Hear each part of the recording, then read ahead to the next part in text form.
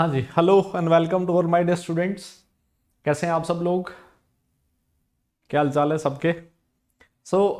Last class में हम लोगों ने एक प्रैक्टिस सेशन किया था अल्कोहल फिनोल एंड ईथर का।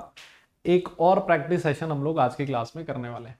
ठीक है, अल्कोहल फिनोल ईथर जैसा आप लोगों को पता है कि एक बहुत ही इंपॉर्टेंट चैप्टर है ऑर्गेनिक केमिस्ट्री का। अगर आप क्लास 12th में हैं इस बार तो आपके टर्म 1 में भी आ रहा है ये वाला चैप्टर, है ना। तो दोनों ही जगह पर नीट की प्रिपरेशन भी हो रही है, ऑब्वियस है, क्वेश्चंस आप प्रैक्टिस कर रहे हो एमसीक्यूज, और इसके साथ साथ आपके टर्म 1 की प्रिपरेशन भी हो रही है। ठीक है, तो चलिए फिर हम लोग अपना सेशन करते हैं स्टार्ट इंट्रोडक्शन से। सो माई सेल्फ राहुल टूडी, बीटेक फ्रॉम एनआईटी जयपुर, और पिछले 7 साल से आईआईटी जेई और नीट के लिए मैं पढ़ा रहा हूँ ऑफलाइन और ऑनलाइन मोड ऑफ टीचिंग में। आपके सामने मेरा रेफरल कोड लिखा हुआ है RD10, आप इस कोड को यूज कर सकते हो। अनअकैडमी पे जैसे ही आप इस कोड को यूज करते हुए सब्सक्रिप्शन लेंगे आपको इंस्टेंटली 10% डिस्काउंट मिल जाएगा, which is the maximum possible discount. एक टेलीग्राम चैनल है जिसका नाम है नीट 101। इस वीडियो के डिस्क्रिप्शन में उसका लिंक भी दिया हुआ है, आप ये टेलीग्राम चैनल ज्वाइन कर सकते हैं, जिससे कि आपको जितनी भी क्लासेस होती हैं उनकी लेटेस्ट इन्फॉर्मेशन मिलती रहे, नोट्स वगैरह भी आपको यहीं पर मिल जाता है। मैं बात करूं अगर अनअकैडमी सब्सक्रिप्शन की, तो अनअकैडमी आपको दो तरह के सब्सक्रिप्शन प्रोवाइड करता है। कौन कौन से? एक तो है जिसको हम लोग कहते हैं plus subscription, and the second one is iconic subscription, है ना। दोनों के अपने अपने बेनिफिट्स हैं, अपने अपने फीचर्स हैं। प्लस सब्सक्रिप्शन में आपको इंटरेक्टिव लाइव क्लासेस डेली मिलती हैं, जिसमें वीकली टेस्ट आपको मिलता है, पूरा सिलेबस कवरेज मिलता है, स्ट्रक्चर्ड कोर्सेज एक एक स्ट्रक्चर्ड वे में पूरा सिलेबस कंप्लीशन करने को मिलता है, और एक ही सब्सक्रिप्शन से आप unlimited number of classes attend कर सकते हो, है ना।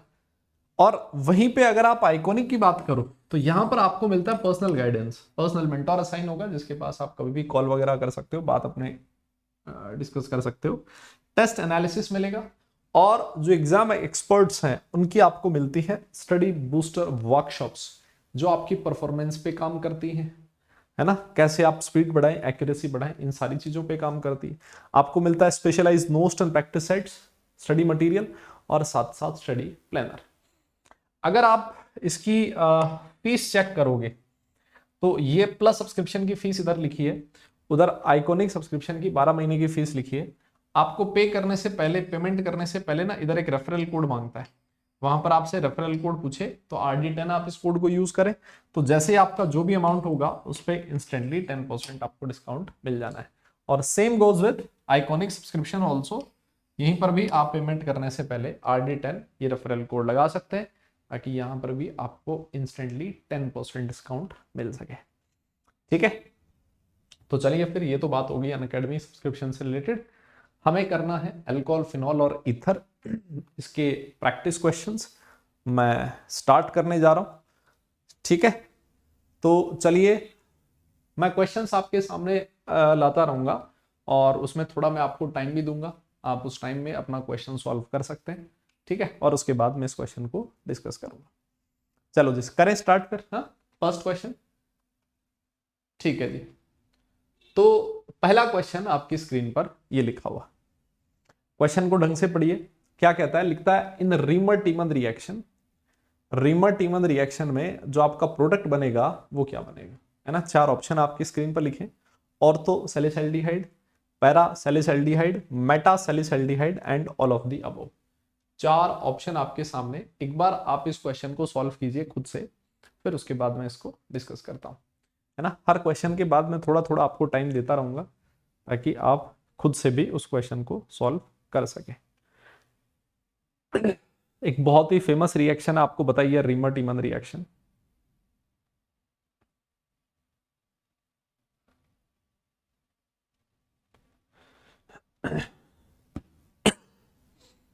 हाँ,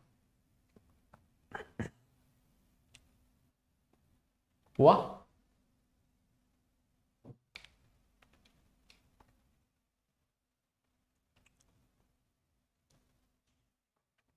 करें डिस्कस? चलो ठीक है, देखो, तो रीमर टीमन रिएक्शन में आपके दो प्रोडक्ट बन सकते हैं। एक तो बनता है आपका ऑर्थो सैलिसल्डिहाइड, ठीक है, और साथ में इसके पैरा सैलिसल्डिहाइड भी बन सकता है, ऐसा नहीं है कि बिल्कुल भी नहीं बनेगा, साथ में बन रहा होगा। बट बात ये आती है कि यार ऑर्थो और पैरा में से मेजर प्रोडक्ट कौन सा होगा। जब आप मेजर देखने जाते हो ना, तो आप एक चीज नोट करो, ये वाला जो ऑक्सीजन है इस पे पार्शियल नेगेटिव चार्ज है और हाइड्रोजन पार्शियल पॉजिटिव चार्ज।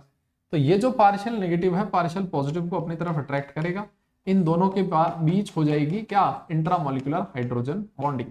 और इंट्रामोलिकुलर एच बॉन्डिंग इस मॉलिक्यूल को एडिशनल स्टेबिलिटी प्रोवाइड करता है। इस वजह से ये जो मॉलिक्यूल होगा ऑर्थोसैलिसाइल्डिहाइड, ये होगा मोर स्टेबल। ठीक है, ज्यादा स्टेबल होगा तो ऑब्वियस है परसेंटेज यील्ड भी इसकी ज्यादा होगी, ज्यादा क्वांटिटी में बनेगा। ऑप्शन नंबर ए करेक्ट हो जाएगा, ऑर्थोसैलिसाइल्डिहाइड मेजर प्रोडक्ट होने वाला है। ठीक है, और ये जो पैरा वाला है इसमें इस तरह की कोई इंट्रामोलिकुलर एच बॉन्डिंग नहीं हो सकती क्योंकि दोनों ग्रुप एक दूसरे से बहुत ज्यादा डिस्टेंस पे है।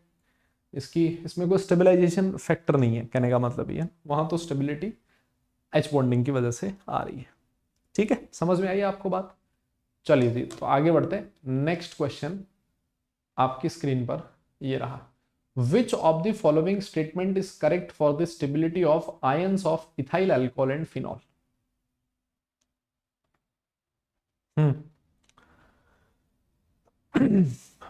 delocalization of pi electrons in phenoxide ion, delocalization of electrons in ethoxide ion, inductive effect of ethyl and phenyl groups, localization of pi electrons in phenoxide ion। चार ऑप्शन आपके सामने हैं, थोड़ा सा मैं आपको टाइम दे रहा हूं, आराम से क्वेश्चन देखिए और सॉल्व करने की कोशिश कीजिए, हो जाए तो मुझे बता सकते हो।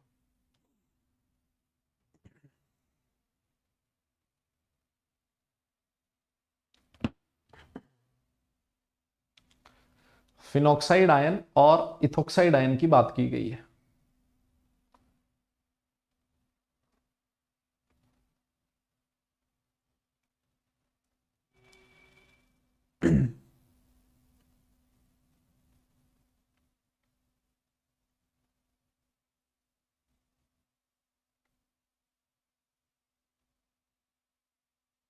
हाँ जी, हुआ।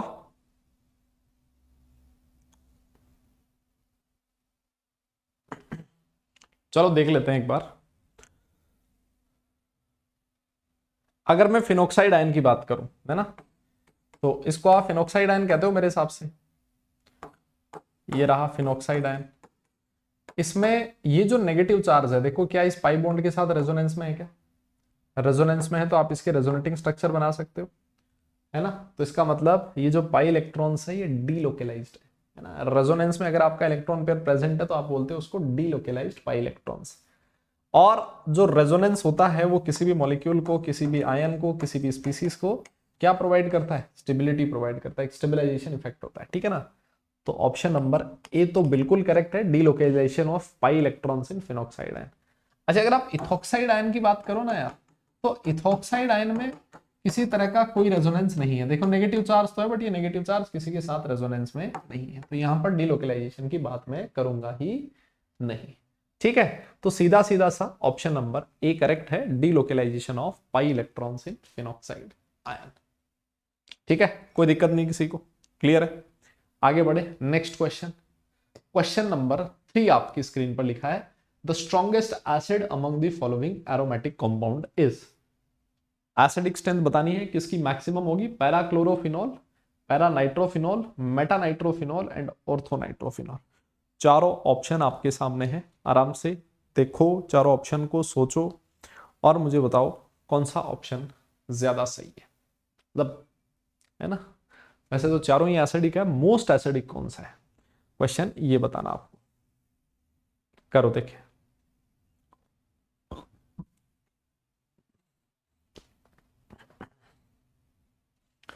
जब भी क्वेश्चन आपके सामने आता है कोशिश किया करोगी उस क्वेश्चन को एक चैलेंज के रूप में एक्सेप्ट करने की, और लेस देन 1 मिनट के टाइम में उस क्वेश्चन को सॉल्व किया करो। नहीं, क्योंकि जो नीट का क्वेश्चन होता है, आप अगर अपने फाइनल एग्जाम में भी देखोगे ना तो इतना लेंथी क्वेश्चन नहीं बनता, बहुत सिंपल क्वेश्चन बनेगा। तो बस थोड़ा सा स्पीड और एक्यूरेसी मैटर करती है ना, तो उस पर कॉम्प्रोमाइज नहीं हो।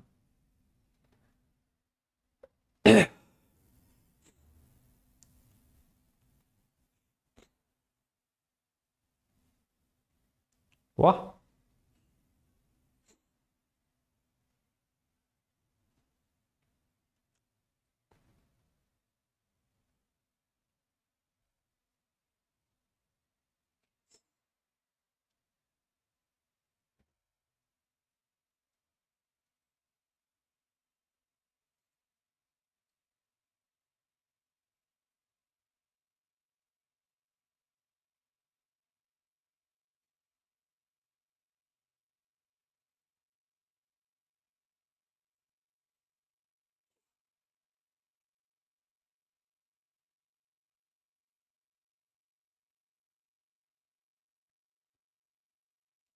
ठीक है, देखें, करें डिस्कस।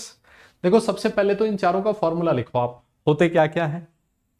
और उससे भी पहले एक चीज आपको पता होनी चाहिए, आप लोगों ने पढ़ा होगा कि जो एसिडिक स्ट्रेंथ होता है, acidic strength is directly proportional to stability of conjugate base, तो होता ही है, ऑब्वियस है, presence of electron withdrawing group, है ना, presence of electron withdrawing group, क्योंकि इलेक्ट्रॉन विड्रॉइंग ग्रुप हमेशा एसिडिक स्ट्रेंथ को इंक्रीज करता है, जो कॉन्जुगेट बेस है उसको स्टेबलाइज करता है, ठीक है ना। तो अब ये जो चार ऑप्शन है, चार ऑप्शन आपने बना लिए होंगे। पैराक्लोरोफिनॉल, देखो पैराक्लोरोफिनॉल, ये तो गया फिनॉल और पैरा पे क्लोरो लगा हुआ है, ठीक है। पैरा नाइट्रोफिनॉल,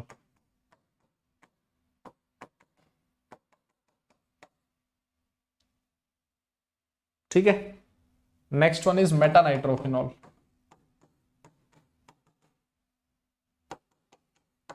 और सबसे लास्ट में ऑर्थो नाइट्रोफिनॉल, ठीक है। देखो एक चीज तो आपको पता है कि क्लोरीन के कंपैरिजन में जो NO2 ग्रुप है वो स्ट्रॉन्ग इलेक्ट्रॉन विड्रॉइंग ग्रुप है, ठीक है ना, तो सबसे ज्यादा एसिडिक ये तो हो नहीं सकता। अब बात आती है किसको कंसिडर करें, देखो यहां पर आपका NO2 पैरा पोजीशन पे लगा है, इसका मतलब इसका रेजोनेंस इफेक्ट कंसिडर किया जाएगा, -R इफेक्ट से इलेक्ट्रॉन विड्रॉ कर रहा है। ये मेटा पे लगा हुआ है, आपको पता है मेटा पे कभी भी हम लोग रेजोनेंस नहीं देखते, इंडक्टिव देखा जाता है ना, तो ये -I इफेक्ट शो कर रहा है। और सबसे लास्ट में NO2 पैरा पे ऑर्थो पे लगा है, तो यहां पर भी -R। तो इसका मतलब जो सी ऑप्शन है वो भी नहीं हो सकता, क्योंकि रेजोनेंस में इलेक्ट्रॉन विड्रॉ इंडक्टिव इफेक्ट के कंपैरिजन में ज्यादा होता है। अब बात आती है और बी और डी में कैसे कंपेयर करें, ठीक है, सुनना मेरी बात को। यहां क्या हो रहा है, ये जो हाइड्रोजन है ये इस ऑक्सीजन के साथ इंट्रामोलिकुलर एच बॉन्डिंग कर लेता है, और इस इंट्रामोलिकुलर एच बॉन्डिंग की वजह से ऑर्थो नाइट्रोफिनॉल के लिए H+ देना थोड़ा मुश्किल हो जाता है। मैं अगर सोच के देखो ना, अगर ये हाइड्रोजन एच बॉन्डिंग में इन्वॉल्व हो गया तो इस मॉलिक्यूल के लिए H+ को रिमूव करना, H+ को बाहर भेजना थोड़ा मुश्किल काम है, ठीक है। और मुश्किल होना मतलब इसकी एसिडिक स्ट्रेंथ इस पैरा वाले के कंपैरिजन में थोड़ी कम हो जाएगी। यहां पर इस तरह की कोई इंट्रामोलिकुलर एच बॉन्डिंग प्रेजेंट नहीं है, बड़े आराम से H+ ये डोनेट कर सकता है, और इसी वजह से पैरा नाइट्रोफिनॉल सबसे स्ट्रॉन्ग एसिड, ये जो चार एग्जाम्पल्स दिए हैं उसमें होने वाला है, ठीक है। समझ में आ गई बात आपको। आगे बढ़े फिर नेक्स्ट क्वेश्चन के लिए, ठीक है। तो अच्छा क्वेश्चन है, क्वेश्चन नंबर 4 करते हैं, और IUPAC नेम बताना है, ये तो बहुत सिंपल है, फटाफट से कर डालो, देखें इसका IUPAC नेम बताना है इस कंपाउंड का। 2 methyl butane 1 all, 2 methyl butane 2 all, 1 methyl butane 2 all, and the last one is 1 methyl butane 1 all.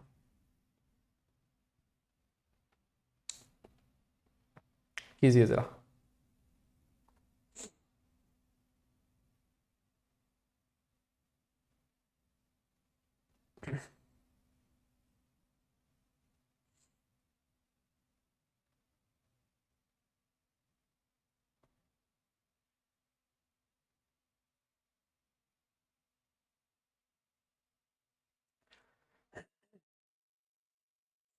हो गया, करें इसको डिस्कस एक बार। देखो देखें, सबसे पहले आपको लॉन्गेस्ट कार्बन चेन सेलेक्ट करनी होती थी, है ना।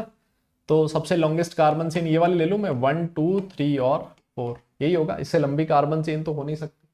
अब सेकंड पोजीशन पे क्या लगा हुआ, मिथाइल, है ना, 2 मिथाइल, 2 मिथाइल होते ये वाला ऑप्शन उड़ गया। 2 मिथाइल लॉन्गेस्ट कार्बन चेन में 1 2 3 4 चार कार्बन है तो ब्यूटेन, और अल्कोहल कौन सी पोजीशन पे लगा हुआ, सेकंड पोजीशन पे, तो butane 2 ol, 2 methyl butane 2 ol, option number B correct है ना। सीधा सिंपल क्वेश्चन है एकदम, सॉल्व कर ही लिया होगा मुझे उम्मीद है। चलो आगे बढ़ते हैं, अगला क्वेश्चन करते हैं कि which of the following reagents may be used to distinguish between phenol and benzoic acid, aqueous NaOH, Tollens reagent, Molisch reagent, और न्यूट्रल FeCl3। कीजिए जरा।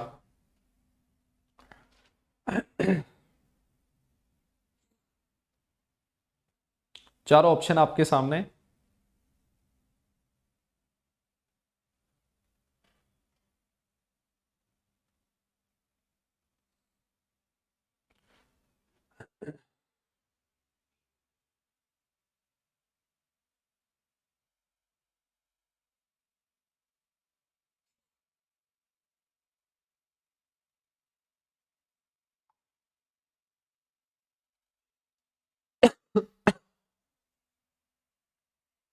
वाह, हालांकि थोड़ा सा इंफॉर्मेटिव क्वेश्चन है ये।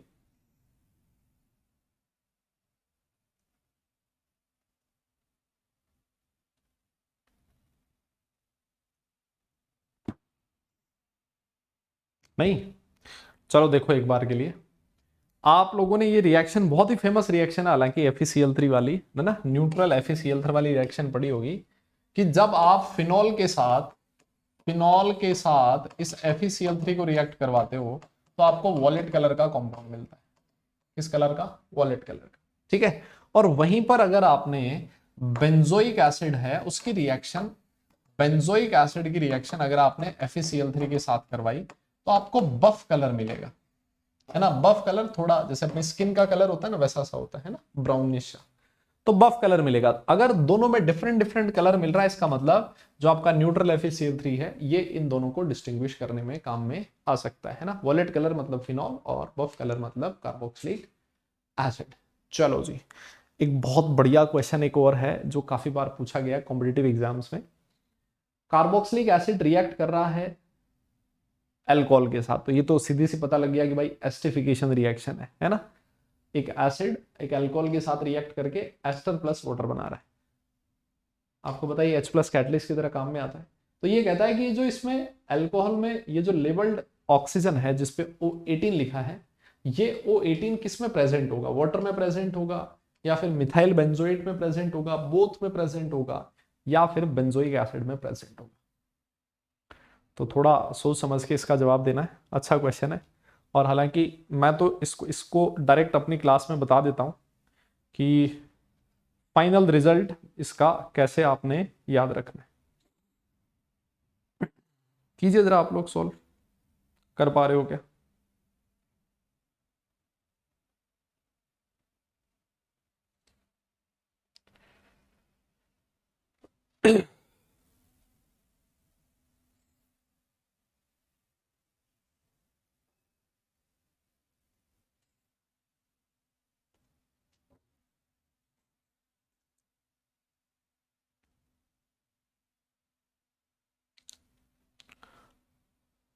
हो गया?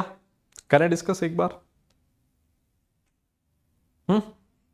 देखो, इसकी शॉर्ट ट्रिक जो है वो क्या होती थी, ये C6H5 बेंजोइक एसिड लिखा हुआ है, ठीक है ना, और ये इसके साथ O18CH3 लिखा हुआ है। H प्लस के साथ आप रिएक्शन करवाते तो वाटर का मॉलिक्यूल बाहर निकलता था। अगर आपको रिजल्ट पता है तो बहुत बढ़िया बात है, अगर आपको रिजल्ट नहीं पता तो आप ऐसे याद रखो कि जब वाटर का मॉलिक्यूल बाहर निकलेगा तो उसमें इसकी मैकेनिज्म से पता लगेगा। ये OH ग्रुप जो होगा वो एसिड का जाएगा, और जो H होगा वो अल्कोहल का निकलेगा। तो वाटर यहां से बाहर चला गया, और पीछे क्या बचा देखो, C6H5 C double bond O18CH3। तो जो आपका O18 है वो किस में आया? मिथाइल बेंजोएट में। ऑप्शन नंबर बी इस क्वेश्चन का करेक्ट होगा। तो ये एज ए रिजल्ट आपको याद रखना है कि एस्टिफिकेशन रिएक्शन में जो वाटर होगा, एस्टिफिकेशन रिएक्शन में जो वाटर होगा उसमें OH ग्रुप कार्बोक्सिलिक एसिड का, और H जो होगा वो अल्कोहल का बाहर निकलेगा। जनरली हम लोग उल्टा याद रखते हैं, हमें लगता है कि भाई एसिड H प्लस देगा, वो अल्कोहल OH माइनस देगा, बट इसकी पूरी मैकेनिज्म का जो फाइनल क्रक्स है वो यही है। ठीक है, आई होप कि आपको ये क्वेश्चन समझ में आया और आप इसको याद भी रखोगे, अपने नोट्स में इसको इंक्लूड भी कर सकते हो। आगे बढ़ो। Next question, this is question number 7। Kolbe's reaction आपके सामने लिखी है।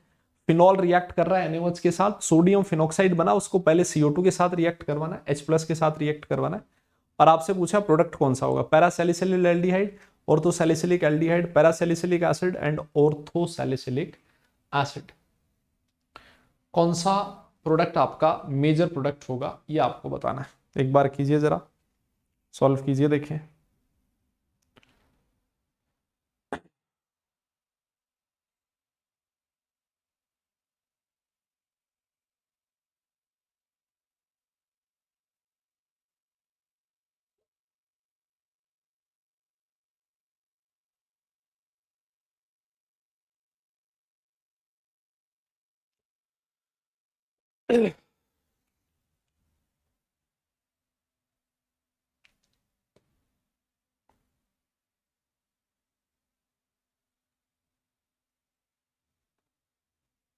वाह,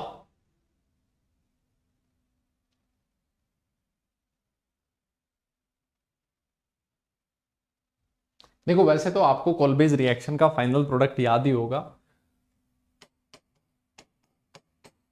OH C double bond OH ये बनता है, और साथ में OH C double bond OH ये भी बन सकता है, ठीक है ना। बट बात हमें करनी है मेजर प्रोडक्ट की, कौन सा प्रोडक्ट मेजर बनेगा।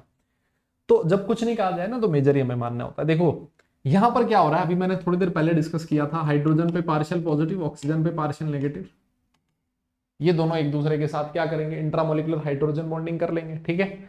और ये जो हाइड्रोजन बॉन्डिंग होगी इसकी वजह से ये जो मॉलिक्यूल है ये स्टेबलाइज होगा, मोर स्टेबल होगा, और स्टेबल जाना होना इसका मतलब मेजर प्रोडक्ट होना। जो आपका पैरा वाला प्रोडक्ट है, पैरा वाले में ऐसा कोई स्टेबलाइजिंग फैक्टर प्रेजेंट नहीं है ना, तो ये आपका माइनर प्रोडक्ट हो जाएगा।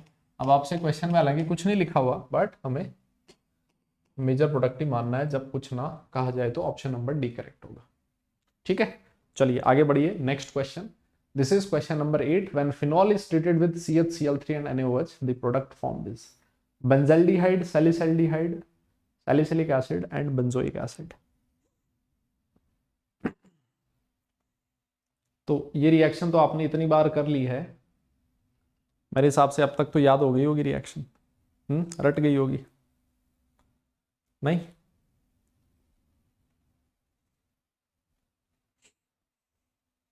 ये कौन सी रिएक्शन है, फिनॉल की reaction CHCl3 chloroform plus NaOH के साथ। रीमर टीमन रिएक्शन अभी थोड़ी देर पहले आ भी गई थी रिएक्शन, और रीमर टीमन रिएक्शन में सैलिसिल्डिहाइड ये आपका मेजर प्रोडक्ट बनता है, सैलिसिल्डिहाइड, ऑप्शन नंबर बी करेक्ट होगा, ठीक है। तो इस पे ज्यादा टाइम नहीं लगा रहा मैं, आगे बढ़ते हैं, क्वेश्चन नंबर 9 की बात करते हैं। Methanol and ethanol can be distinguish by the following, by reaction with metallic sodium, by reaction with caustic soda, by heating with iodine and washing soda, and by heating with zinc and inorganic mineral acid. ये ठीक question है, ये अच्छा question है, करिए solve इसको।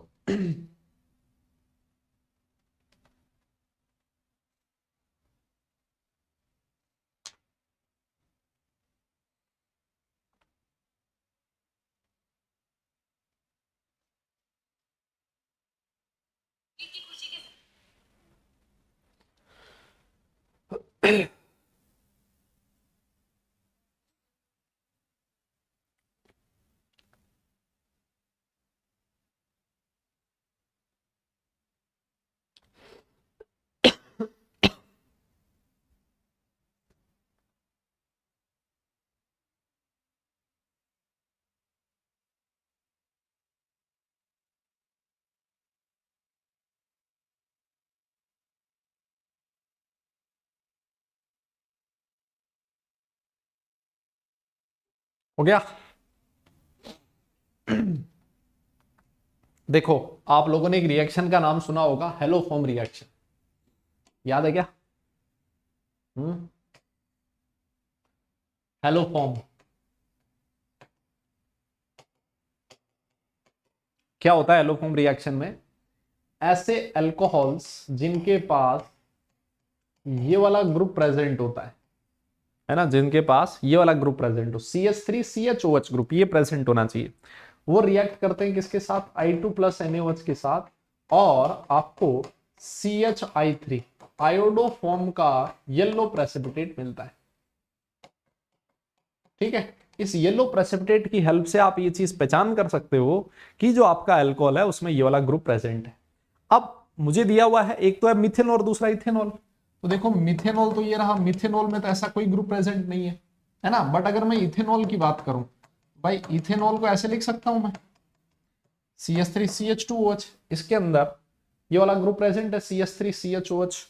अगर ये प्रेजेंट है इसका मतलब ये आयोडोफॉर्म टेस्ट देगा और येलो प्रेसिपिटेट दे देगा। अगर येलो प्रेसिपिटेट मिलता है इसका मतलब आपका इथेनॉल था, नहीं मिलता मतलब वो मिथेनॉल था। दोनों को डिस्टिंग्विश कर दिया आपने किसके साथ, I2 प्लस NaOH के साथ। ऑप्शन नंबर सी करेक्ट हो जाएगा। इस तरह के डिस्टिंग्विश वाले क्वेश्चंस पहले भी पूछे गए हैं, आगे भी पूछे जाते रहेंगे, इंपॉर्टेंट है, फिर कह रहा हूं। आगे चलो, next question, question number 10।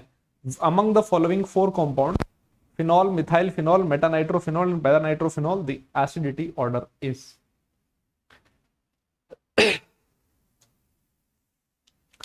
Acidic strength का ऑर्डर बताना है, करो देखें।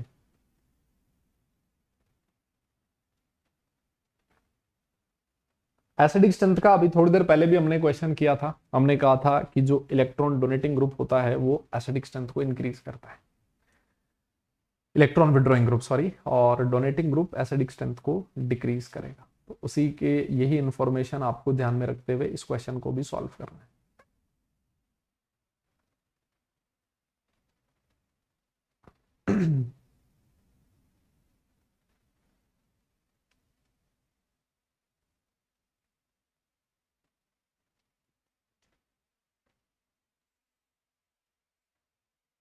वाह,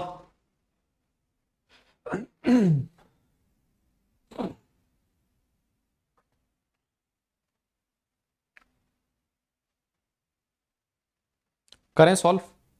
देखो सबसे पहले तो इन सब का फॉर्मूला आपको लिखना पड़ेगा। मिथाइल फिनॉल ये रहा, फिनॉल तो ये रहा सबसे पहले तो ए। दूसरा मिथाइल फिनॉल कुछ नहीं कहा गया, मिथाइल यहां लगा लेता हूं, CH3B। Para nitrophenol OH NO2 ये रहा C, नहीं ये है D। और मेटा नाइट्रोफिनॉल ये दे रखा है C। ठीक है ना। तो एक चीज देखो, NO2 ग्रुप तो इलेक्ट्रॉन विड्रॉइंग ग्रुप होता है, CH3 इलेक्ट्रॉन डोनेटिंग ग्रुप है। डोनेटिंग ग्रुप एसिडिक स्ट्रेंथ को डिक्रीज करेगा, B का एसिडिक स्ट्रेंथ सबसे कम होगा, तो ये C ऑप्शन तो कभी भी नहीं हो सकता। फिर उसके बाद आएगा आपका A, क्योंकि इसमें कोई इलेक्ट्रॉन विड्रॉइंग ग्रुप नहीं लगा हुआ, तो ये ऑप्शन भी उड़ गया। ठीक है, फिर उसके बाद कौन आएगा, अभी मैंने आपको थोड़ी देर पहले बोला था मेटा पोजीशन पे हमेशा इंडक्टिव इफेक्ट देखा जाता है, -I इफेक्ट, और पैरा पोजीशन पे हम लोग देखेंगे कौन सा, -R इफेक्ट। तो -I इफेक्ट, -R से इलेक्ट्रॉन विड्रॉ ज्यादा होता है, इसका मतलब D का एसिडिक स्ट्रेंथ सबसे ज्यादा होगा, DCAB। तो DCAB कौन सा दिख रहा है, DCAB ऑप्शन नंबर 4। ठीक है, आई बात समझ में, क्लियर। नेक्स्ट क्वेश्चन चलते हैं, क्वेश्चन नंबर 11। इसका आपको IUPAC नेम बताना है।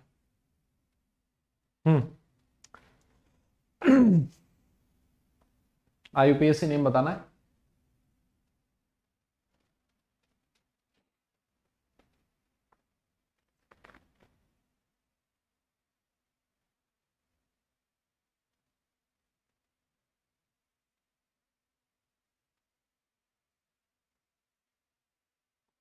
हो गया, करो डिस्कस करें। देखो सबसे पहली चीज तो आपको लॉन्गेस्ट कार्बन चेन सेलेक्ट करनी पड़ेगी। देखो भाई लोगों, लॉन्गेस्ट कार्बन चेन में ये वाली सेलेक्ट करूंगा बिकॉज फंक्शनल ग्रुप आपका इस कार्बन चेन में आ रहा है। ठीक है, अब इसको नंबर दे दो, सब्सटीट्यूएंट आपका इधर लगा हुआ है 1 2 3, 1 पोजीशन पे फिनाइल लगा हुआ है, ये नहीं हो सकता, ये नहीं हो सकता। ठीक है, 1 फिनाइल, 1 2 3, 3 कार्बन है प्रोपेन, और सेकंड पोजीशन पे अल्कोहल लगा हुआ है, तो 1 phenyl propane 2 all, 1 phenyl propane 2 all, सही ऑप्शन होगा ऑप्शन नंबर ए। ठीक है, क्लियर है। तो चलिए फिर आज की क्लास के लिए हम लोग बस इतना ही करेंगे, हालांकि क्वेश्चन तो खूब सारे थे, बट ये छोटा सा सेशन मैंने रखा आप लोगों के लिए, और बाकी क्वेश्चंस हम लोग अगली क्लासेस में करते रहेंगे। आपके सामने मेरा एक रेफरल कोड लिखा हुआ है RD10, आप इस कोड को यूज कर सकते हो अनअकैडमी ऐप पे, ये कोड आपको इंस्टेंटली 10% इंस्टेंट डिस्काउंट दिलवा सकता है। ठीक है, और thank you for watching this video. आप इस वीडियो को लाइक करें, फ्रेंड्स के साथ इसको शेयर करें, और अगर आपने इस चैनल को सब्सक्राइब नहीं किया है तो इसको फटाफट से सब्सक्राइब भी कर लें।